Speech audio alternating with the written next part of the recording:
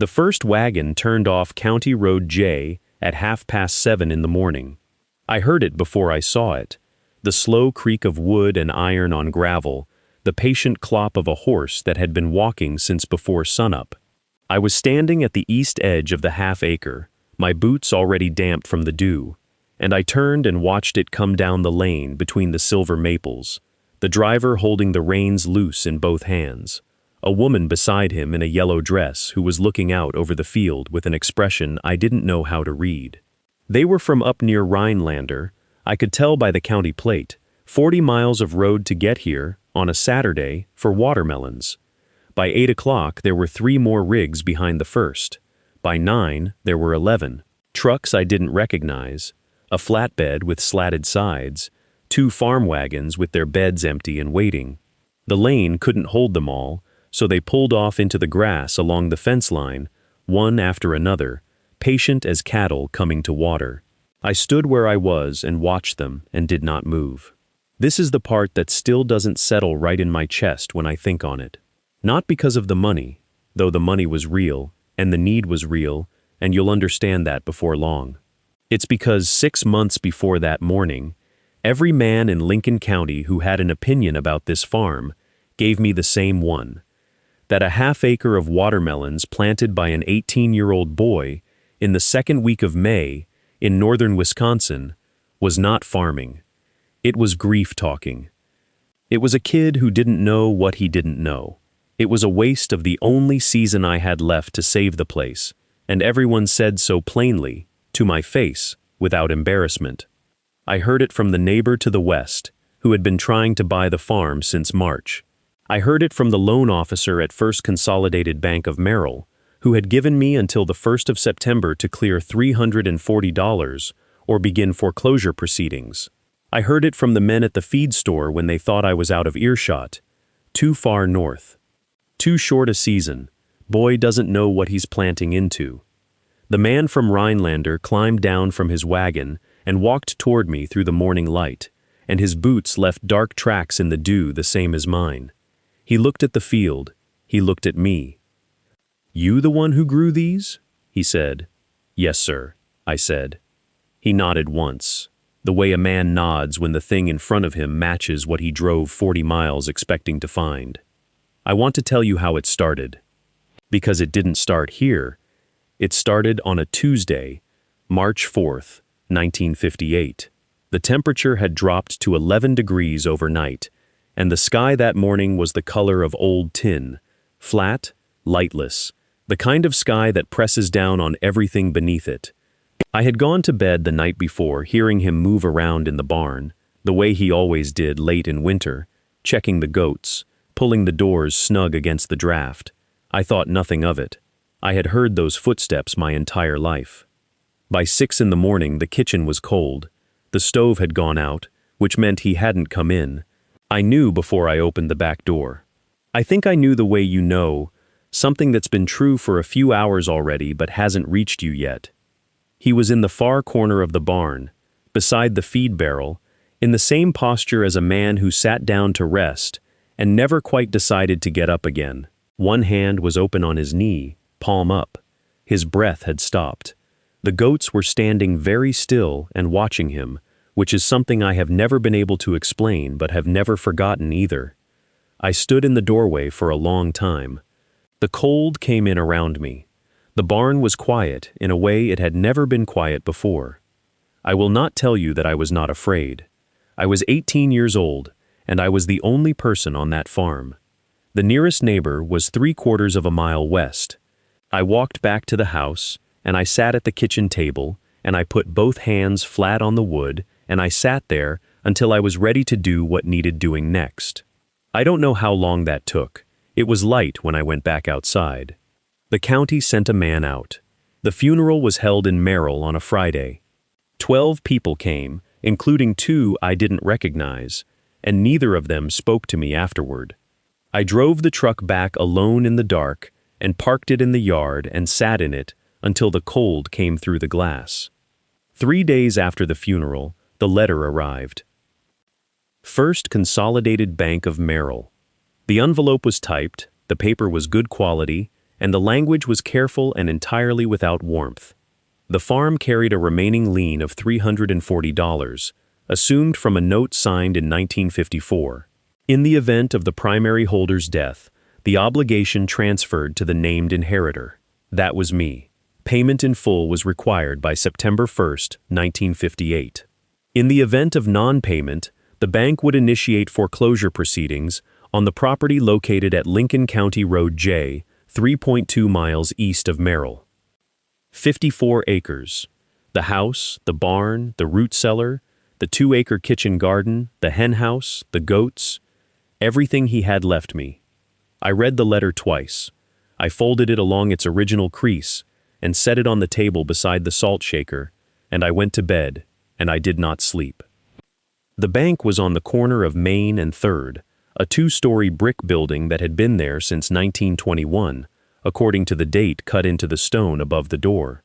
I went on a Tuesday morning, the 10th of March. I wore the coat. It had snowed the night before, and the sidewalk had been salted but not shoveled, and the salt had turned the snow into a gray slush that soaked through my left boot before I reached the door. Inside it was warm and quiet, the way banks are quiet, a managed stillness, like the building itself was making a point. A woman at the front desk asked me my name and wrote it on a slip of paper and told me to wait. I sat in a wooden chair against the wall and held my hat in my lap and looked at the floor, which was a dark green tile that had been waxed recently. I could smell the wax. He came out after about 10 minutes. A man in his late 50s, I guessed, with the kind of face that has never been surprised by anything. He wore a gray suit with a white shirt and a brown tie, and his hair was combed flat and parted with precision. He shook my hand without quite looking at me and led me back to a room with an oak desk that was wider than my kitchen table. He sat down on one side, I sat down on the other. He had the file already open. He read through something at the top of the first page, though I suspected he had read it before I arrived. Then he looked at me, not quite at me, more at the general area I occupied, and he began to explain the terms of the lien. He spoke slowly, not slow the way a tired man speaks, or the way someone chooses their words carefully. Slow the way you speak to someone you believe may not follow you. He defined compound interest. He told me what foreclosure proceedings meant. He used the phrase, in practical terms, twice. He asked me, at one point, whether I had family I could reach out to, anyone who might help me sort through the options. I told him I intended to pay the note by September 1st. He looked at me then, fully, for the first time. There was no cruelty in his face. That would have been easier to carry. What was there was something quieter and more thorough, a kind of settled certainty, the expression of a man who has watched this particular scene play out before and already knows how it ends. He said that the bank would need to know my plan by the 1st of April, or they would need to begin preliminary steps. I thanked him. I stood up. I shook his hand again. He was already looking back at the file before I reached the door. I walked out through the green-tiled lobby, past the woman at the desk, and into the cold, and I did not look back at the building. The cold followed me all the way back to County Road J. I drove the truck, the '51 Ford, grandfather's, the one that wheezed in temperatures below 20, with my hands at 10 and 2 the way he had taught me, watching the snowfields go flat and gray under the February light. 3 miles out of Merrill, the road narrows and the spruce close in on both sides, and for a quarter mile you cannot see any other farm, any other life, just the 2 ruts in the gravel and the trees. I have driven that stretch 100 times. That afternoon it felt like a passage between 2 different kinds of world, and I was not sure which one I was entering. The farm looked smaller when I came back to it after something bad. I had noticed that before, after the funeral, pulling up the drive behind the county pastor's car. It does not actually shrink.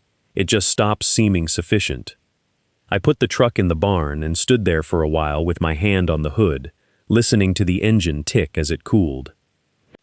7 days after we buried him, on a Thursday, the 6th of March, with the last of the snow still banked against the fence posts, I heard boots on the gravel and looked up from the goat pen to find Aldous Krentz standing at the fence line. He is a broad man, wide through the chest, with a way of standing that takes up more space than his body strictly requires.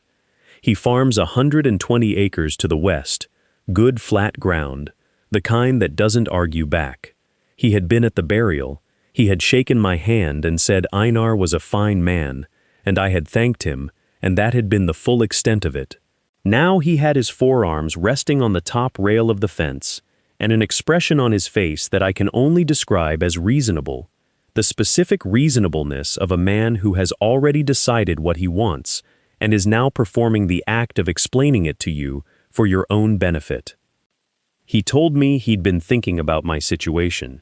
He said 54 acres was a lot for one person, especially given the circumstances, especially at my age. He used the word circumstances. Twice, he offered $1,800. Cash money, he said, to save me the trouble.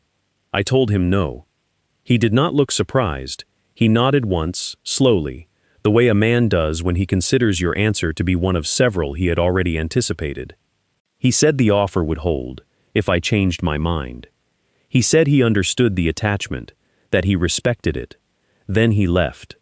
But I watched him go, and before he rounded the far end of the fence line, he stopped and turned back toward the field, not toward me, toward the ground itself. He stood there for a moment, just looking, and I could see him measuring something, not sentiment, not sympathy, calculating, the way a man does when he is fairly certain the wait will not be long. The cold in late March still had teeth, the kind that doesn't announce itself. It just finds the gaps, under the collar, through the crack at the bottom of the cellar door, along the floor, where the ground has pulled away from the foundation.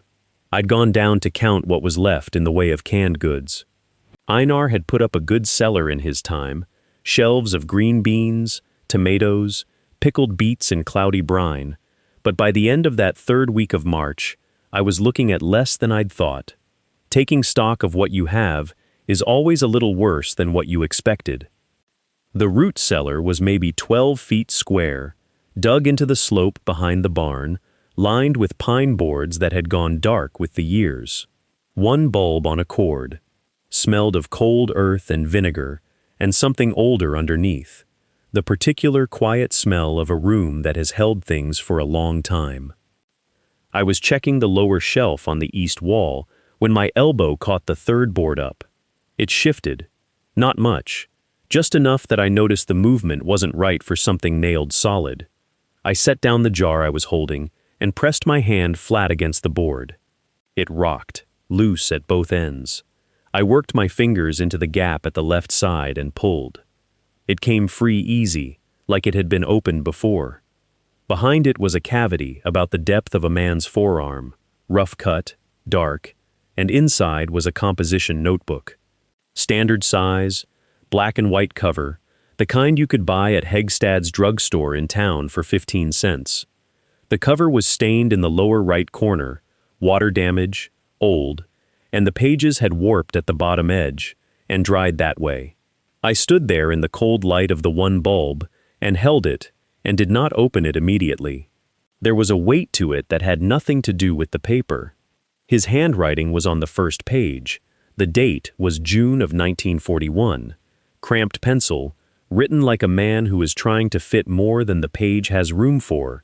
The entry read, simply, First trial, sugar baby variety, 3 Hills, East Slope, germinated. I turned the page. Then another. He had been doing this for 16 years, not casually, not half-hearted, with the specific, stubborn precision of a man running an experiment he intended to finish. Soil temperatures recorded by month. Ash amendments measured by the shovelful. Tin cans, flattened, laid shiny side up in rows alongside the hills. Windbreak diagrams sketched in the margins with compass directions marked in. Germination rates. Days to first fruit. Weights when the fruit set. Notes on what failed and notes, careful and restrained, on what did not. He never told me. Not once in 18 years did he say a word about what was in that wall. I read it for 2 weeks. Not straight through. I couldn't do that. I'd take it up from the cellar each evening, set it on the kitchen table under the kerosene lamp, and read until my eyes gave out, or until the cold got into the room and I had to feed the stove again. Then I'd set it down carefully, the way you set down something borrowed, and go to bed and lie there in the dark thinking about what I'd read. The entries from 1941 through 1944 were early attempts, cautious and close together. 3 hills the first year, then 6, then a dozen. He was testing whether the soil could hold warmth long enough after our last frost for a melon to set and sweeten before the first cold of September came back to finish it. Northern Wisconsin doesn't forgive that kind of ambition easily. The county gets maybe 120 frost-free days in a good year, sometimes fewer.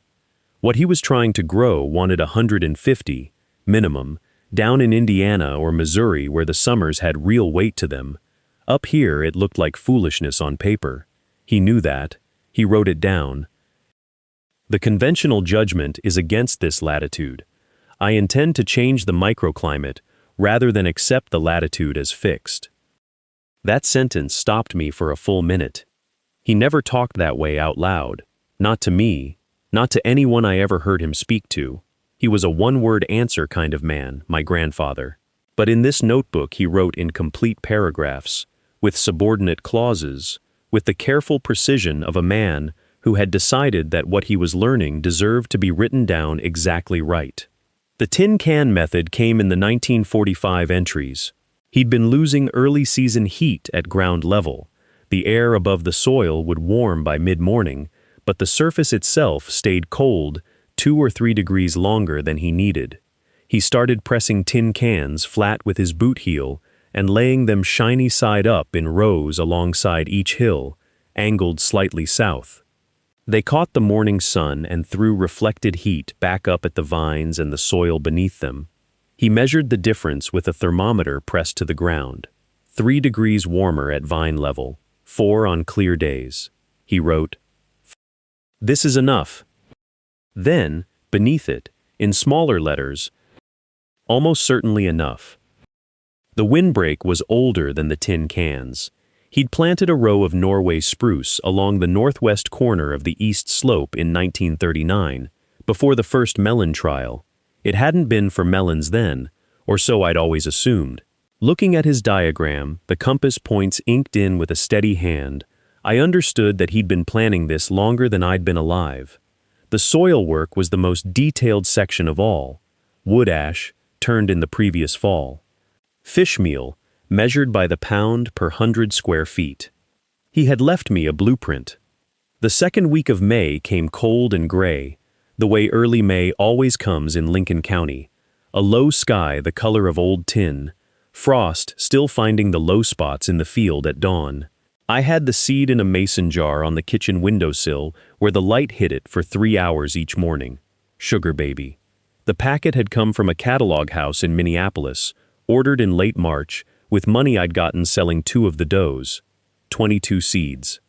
I counted them out onto the table the night before I planted, lined them up in 2 rows on the oilcloth, and counted them again. I started at first light on a Tuesday. The east slope was still wet from the weekend rain, and the soil turned up dark and heavy when I broke it with the fork. I worked it by hand.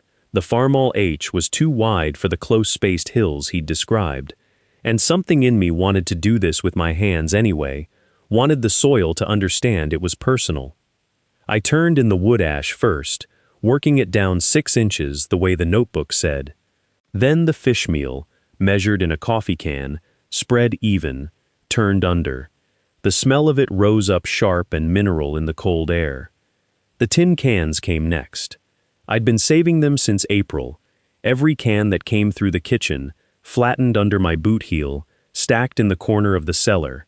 I had 64 of them. I laid them shiny side up in the rows alongside each planting hill, angled south at roughly 30 degrees, the way his diagram showed. Looking down the slope at them, they caught even that thin morning light, and threw it back in long white ribbons. It looked foolish. It looked like something a child would build. I pressed each seed into the hill at 1 inch deep, 2 seeds per hill, 14 hills across the half-acre, spaced on his measurements. Then I firmed the soil with my palm, and stood up, and looked at what I'd done.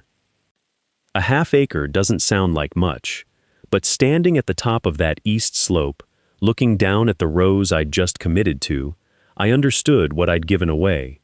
The kitchen garden still had room for the things I needed to eat, but this half-acre, this particular piece of his farm, was gone to watermelons now. If they failed, I couldn't replant it in time for anything useful. There was no second crop waiting. There was only this. I thought about what Aldous Krentz had said the week before, that I was welcome to try, that the county would be watching, that some lessons cost more than a boy could afford. His voice had a patience in it that wasn't kindness. It was the patience of a man who had already decided how the story ended. I walked back up the slope and didn't look behind me. By the second week of July, the vines had taken the half-acre completely. They sprawled and crossed and doubled back on themselves, dark green against the pale soil, and the tin can mulch caught the afternoon light and threw it upward in long, flat panels that you could see from the road. I had not told anyone about the tin cans. I let people think what they wanted. Krentz came on a Thursday. I heard his truck on County Road J before I saw it, that particular knock in his engine that every neighbor recognized, and I was already standing at the edge of the field when he pulled down the lane. He didn't get out right away. He sat with the window down and looked at the vines the way a man looks at something that has surprised him, but that he doesn't want to admit has surprised him. Then he got out. He said $2,400. He said he could see I was struggling. He said it the way you say it to someone you've already forgiven for failing, with that same careful patience from the week before, as if kindness were just the shape his certainty wore on its outside. He said the offer wouldn't be there in August. He said the bank had a long memory, and a boy my age had better think hard about what kind of debt he wanted to carry into his 20s. I didn't answer him immediately. I let the silence sit between us, the way Einar had done with men who talked too much. Then I told him the farm wasn't for sale. He looked at the vines one more time. He nodded once, slowly, as if confirming something to himself. Then he got back in the truck and drove out. The feed store owner's daughter had been sitting on the porch steps the whole time. She was 13, quiet in the way that observant children are quiet, taking everything in and giving nothing back. She had come with her father's delivery that morning, 50 pounds of scratch grain for the hens, and had stayed when her father left. She did that sometimes. Nobody had explained it, and nobody needed to. After Krentz's truck was gone, she came down into the yard and stood beside me looking at the vines. She asked what he wanted. I said the farm. She asked why I hadn't taken the money. I didn't answer that directly. Instead, I told her there was something she could look at, if she wanted to understand it. We went into the root cellar together, into the cool and the smell of old earth, and I pulled the loose pine board back and took out the notebook. She read slowly. She turned each page carefully, both hands. The way you handle something you understand is older than you. She didn't say anything for a long time. The cellar was quiet except for the sound of pages. Then she asked how long he had been working on this. 16 years, I told her. She closed the notebook slowly and held it in her lap a moment before handing it back.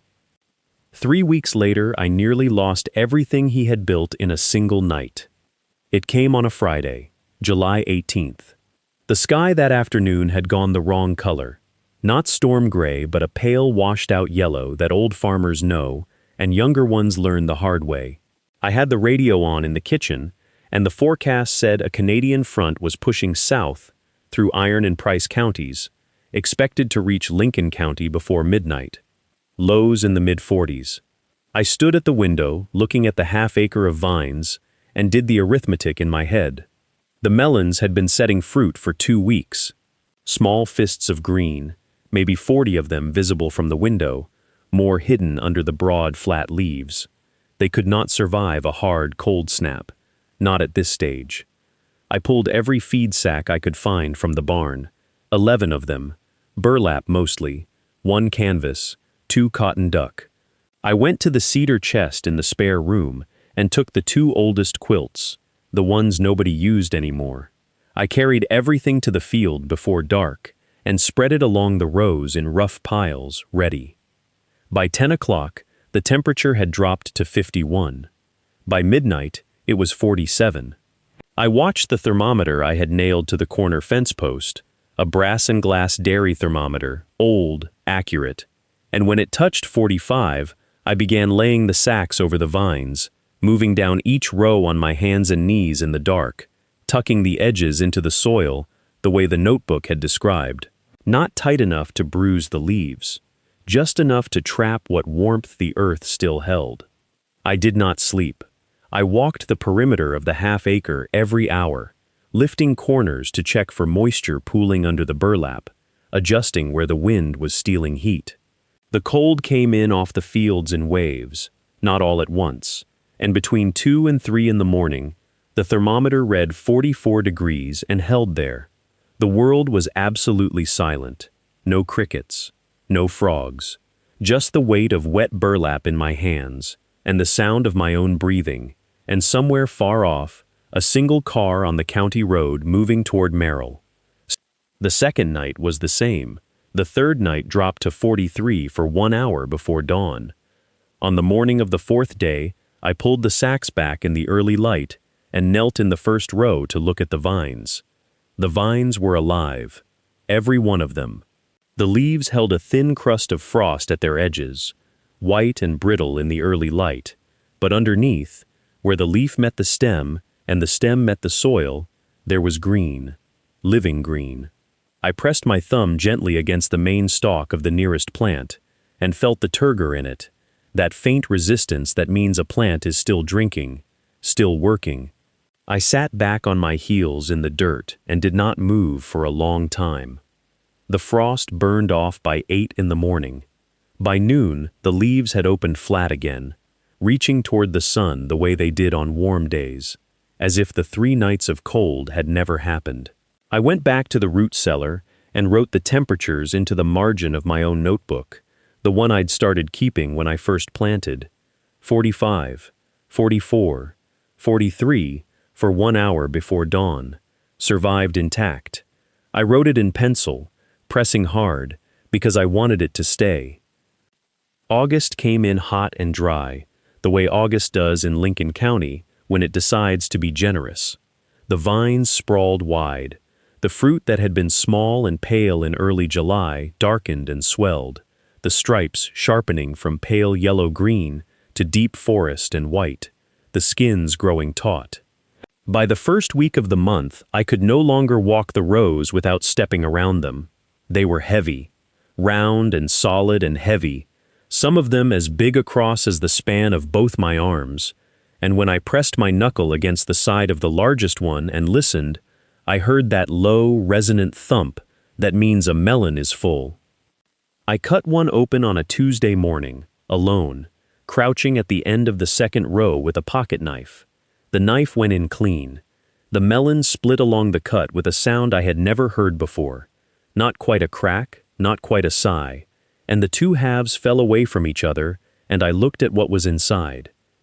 The flesh was deep red, the color of something from far south, from a different kind of country entirely, and it was here, in my hands, in Lincoln County, Wisconsin, 3.2 miles east of Merrill on County Road J. I did not stand up. I did not go inside to tell anyone, because there was no one to tell. I just stayed there in the dirt between the rows, holding both halves, looking at it. The sun was warm on the back of my neck. A grasshopper landed on the rind and sat there, cleaning its face. I stayed a long time. I stayed in that field longer than I should have. The grasshopper eventually left. The 2 halves of melon warmed in my hands until the juice ran down my wrists, and finally I set them down in the dirt between the rows and wiped my hands on my jeans and walked back to the house. I didn't say anything to anyone, because there was still no one to say anything to, but I thought about the notebook and about a man who had crouched in some earlier version of this same field, in some earlier August, holding the same color in his hands, also alone. The feed store was where it started moving. She had mentioned it to her father sometime in July. What she had seen, the rows of melons, the tin can mulch catching the sun. Her father was not a man who gossiped, but he ran a feed store, and a feed store is a place where silence is always temporary. By the third week of August, someone had said something to someone, and a buyer from Wausau drove out on a Wednesday afternoon in a dark green pickup, slow down County Road J, until he found the farm. He stood at the edge of the half-acre for a long time without speaking. He asked how many. I told him. He asked the price. I said $1.75. He nodded once, the way men do when they have already decided, and said he would be back Saturday. I made the sign Thursday morning. A cedar plank from the scrap pile behind the barn, house paint left over from when my grandfather had painted the porch rail in 1954, a dull white that had thickened in the can.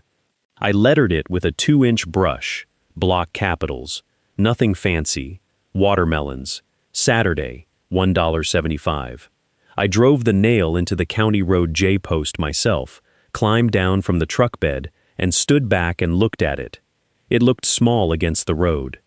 That night I sat at the kitchen table with the lamp on. The notebook was open in front of me, not to any particular page, just open, the way a book sits when you are not reading it but want it near. To my left, the receipt from the bank, where I had arranged the final terms with FAF, the $340 still owing, the September 1st deadline printed in the bank's careful hand. To my right, nothing, just the pine surface, worn smooth by 40 years of elbows and coffee cups, and the quiet work of a man I would not stop missing. The lamp made a small sound. The goats shifted in the barn. Outside, somewhere on County Road J, my sign was standing in the dark, waiting for morning. The first truck came before 7.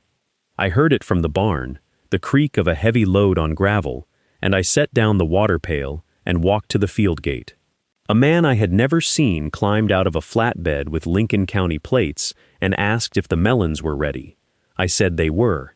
He walked the rows without a word, pressed his thumb to 3 different fruits, and bought 8. By 8 o'clock, there were 4 vehicles on the road. By 9, there were 11. A wagon came from somewhere east of Rhinelander, the horse patient in the heat, the family in the bed of it speaking to each other in low voices before they climbed down. A woman from Wausau paid in folded bills she kept in the pocket of her housedress. 2 men in work clothes bought 12 between them and loaded them into the back of a green pickup without exchanging a single word with me beyond the count and the price. I moved through the rows with a bushel crate. I carried melons to the road. I made change from a coffee tin. I did not speak unless spoken to. By noon, the half-acre was empty. The vines lay flat in the August sun, the way vines look when they have given everything. The coffee tin was heavy. I counted it once at the tailgate, then again to be sure. I did not smile, particularly. It was money. It was what it needed to be. That afternoon, I drove the farmall to Merrill. The truck would have been faster, but I wanted the slow ride, and I walked into First Consolidated Bank at 2:30 and set the cash on the desk of the loan officer. He counted it twice himself. He wrote the receipt out by hand, pressed the stamp to it, and slid it across to me. He said, "Congratulations." I picked up the receipt and left. When I got back to the farm, I set the receipt on the workbench, flat, where the light from the east window would find it in the morning. Then I went down to the root cellar, took the notebook from the shelf where I had been keeping it, and fitted it back behind the pine board. I pressed the board flush. It held. I stood there a moment in the cool and the dark. If there is something I have come to understand, it is this. The people who doubt you loudest are not worried you will fail. They are worried you will not. There are drawers in old farmhouses. There are boards that come loose. There are notebooks no one thought to look for, written by people no one thought to believe. Look for them. Leave a comment if you found yours. And if this story meant something to you, Pass it on.